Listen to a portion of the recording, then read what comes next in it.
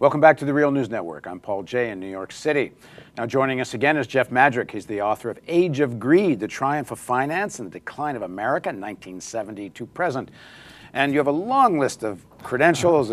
Go back and watch the other episodes and you'll find it. But the most important thing is the book. Don't forget the book. Let's pick up where we left off. Obama comes to power, becomes president at a time when the economy is unraveling. So maybe pick up our tale from there. Right. Obama did inherit a very difficult agenda. A lot of people thought it was the most difficult agenda any president inherited. That is a typical historically myopic view. But Jimmy Carter, to take one example, inherited a horrible set of problems. But here they're talking about like apocalyptic language when, you know, they're telling Congress in secret sessions that the world's going to, the financial world will come to an end if you don't pony up. But it was a very severe potential crisis, and I think they were more right than wrong about that. And they, by and large, on balance, did the right thing. Then that was under Bush TARP, so let's be clear about that. Obama hired, by and large, the same people. Geithner, Greenspan was not there, but Bernanke was an integral part of the team, of course, his successor. He hired Larry Summers, who is the architect. He resembles much of the Clinton team, who were in on all this deregulation of the 90s. It was a little bit disturbing, more than a little bit disturbing, that he did that. Nevertheless, he got a stimulus package passed of $800 to $900 billion, a Keynesian stimulus package that did a lot to help us avoid a depression, a far worse recession than we actually had. Meantime, Bernanke, once he realized, and he was late in realizing how bad a crisis it was, but once he did step on the gas, figuratively speaking, to help us avoid a depression. We had learned the lessons, and they were basically Keynesian lessons, not Friedmanite lessons, about how to avoid a steeper recession. I think Obama did well getting that. Now, a lot of people say it should have been more. Theoretically, it should have been more. Politically, was it remotely feasible to get more? I doubt it. But he could have come back. Some people think I'm wrong, that he could have gotten more. Who knows whether he could have. I mean, the language was so apocalyptic, and even all the real serious sectors of the business community wanted it. They all wanted the stimulus of some kind. But $800 to $900 billion seemed a lot. Even in the fall, I was occasionally consulted by the John Edwards campaign. They were talking about such small numbers. It wasn't the fall, but it was that spring. I would say $100 billion. Say, are you kidding? $100 billion. Well, there's a lot of things, of course, we can talk about how Obama dealt with the crisis, and I think it's actually a topic for a whole other series of interviews. So let's just focus on one here. Over the series of interviews, we've been talking about the increasing triumph of the finance sector, which is not just in terms of the economy, but in terms of the country's politics.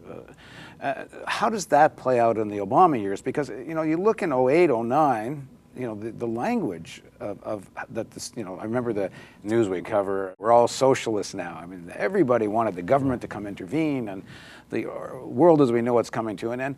Now, where are we now? Like, it's as if it never happened when you look at the Dodd-Frank bill and what's happening in terms of regulation. Even worse, we have leading Republican congressmen saying, why do we need regulations? It's another world. In a world where serious people are on serious television, they're not serious people, but they're on serious television. I'll dispute the serious television part too, but go ahead. Influential television. Okay, that I can see. Telling us that teachers make too much money and it's an easy job. In a world where that's happening, I guess just about anything can happen. The lack of regulation created that monster crisis. For people to not take re-regulation seriously is an outrage, and that's by and large what's happening. But part of it is the backlash of Wall Street lobbying. There are 50 rules to govern the derivatives market, which we've been speaking about in earlier sessions. There were 20,000 comments. Now, how can the staff go through 20,000 comments? Where did the money come to write those 20,000 comments? We know where it came from. But it's not only that. The Republicans, for the most part in the House, but probably some Democrats are joining them, are unraveling the power of the CFTC, the SEC, by cutting back on their budgets. the staff of the Commodities Futures Trading Corporation, which should be regulating a large part of the derivatives market, has been cut, hasn't been increased. There's a kind of craziness. They're pushing towards more deregulation. So I hope people begin to understand how wacky things have become, and I can't think of a more precise word. It's a wacky atmosphere where people are jostling for political position or to win the support of their big financial supporters, and it's doing great damage to the country. Is part of the underlying problem that because you can make more return on your capital in this more parasitical, speculative area, and the more capital that goes there, and the more concentration of wealth that goes there, I can't remember the exact numbers, they're in your book as well, the amount of profit in the GDP now from the finance sector is what, it's like 30% of profit is coming from finance? According to certain measures, it got up to 40% of all profit was in finance. So the political power that therefore results, the ability to finance TV advertising, the ability to threaten, and you could even see there was a point there at one point in '09 where there was actually maybe some serious talk in the Obama administration of more real regulation, and the business press was filled with stories how Wall Street may switch horses to the Republicans and all of this. Yeah, well, I think they threatened them, but you know, people ask me all the time, how did we get those regulations in the 1930s? You know, why are we caving in now? And I don't exonerate Obama on this. One reason we got more regulations then was the Depression was more severe. People were hurting more. Another was the Pecora Commission. Pecora was just a flamboyant man and one of the great fortuitous, that was a fortuitous event. But the third and biggest reason was we had Roosevelt. And Roosevelt made mistakes. He started clamping down on the economy in 1936, 37, for example, and we went into another recession. But he was extraordinarily courageous and said it like it was, and he took those people on. President Obama, and this is no measure of dislike for the man, he did not do that. He did not do that with financial regulation. He didn't do it on health care either. He didn't really fight for the health care bill in the end. He let it go.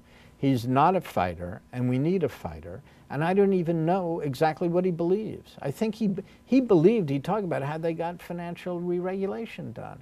You sit there and say, the Dodd-Frank bill, even though it had a few good things in it, basically kicked the can down the road for writing regulations. Meantime, Wall Street descended, just descended.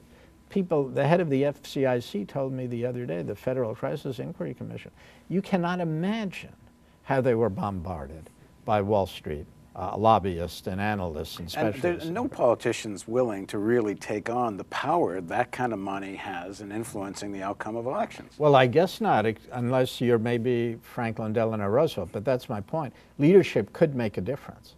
Leadership that really was willing to go to the mat. So this is the last segment of this series of interviews. Yeah. We're going to do another one where we really go through the book, so we'll get back to you and let you know when we're doing that.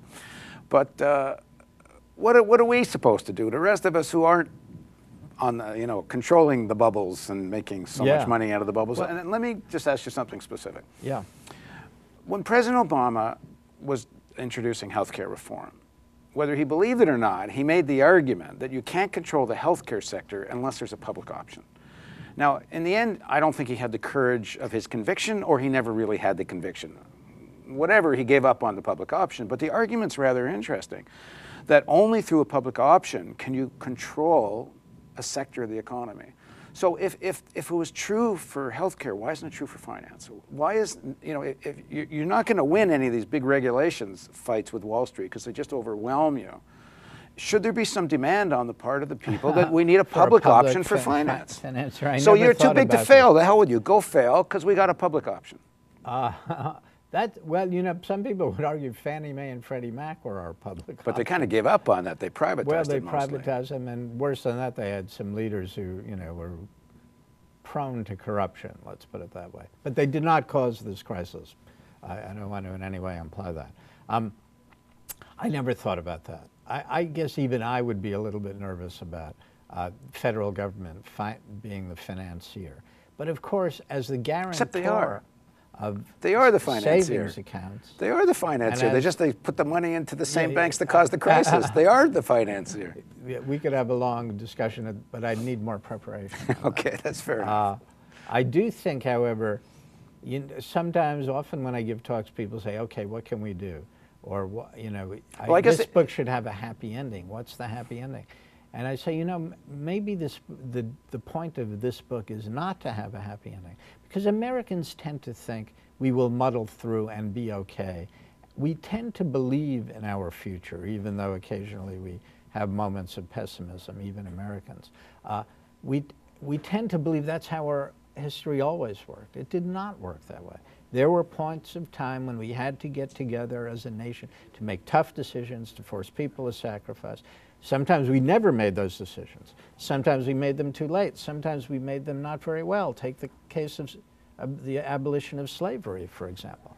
We don't always come out okay. And if people start realizing that we are on a threshold where the nation may be in serious decline, not only because of finance, though that's a big contributor, but because of a health care system run amok that we really don't have the courage to deal with, and because of a defense establishment that keeps demanding more and more money for fancier and fancier weapons, we could be in serious trouble as a nation. We could begin a decline. Nations do decline. We have a long history of humanity with lots of evidence. And if I leave people with a message, I would say, start organizing, start joining an organization, send $10 here and send $10 there. Don't think you can sit back and vote every once in a while and it's going to be enough, and vote for the right people and stop listening to, to some of these crazy TV stations. That's a good place to stop. I would only add the decline. It's the rest of us that are going to pay for the consequences of that kind of decline, because the people that are doing well right now, they even make money during the decline. They do, and they have, and we've become a kind of elitist society. We actually have become a class society, and we could talk about that another time. And we will. Thanks for joining us. My pleasure. Thank you for joining us on the Real News Network. And I'll hold Jeff's book up again here. It's The Age of Greed. And you can find it all over the place. I'm not going to plug any particular place, but I urge you to go find it. Thanks for joining us on the Real News Network.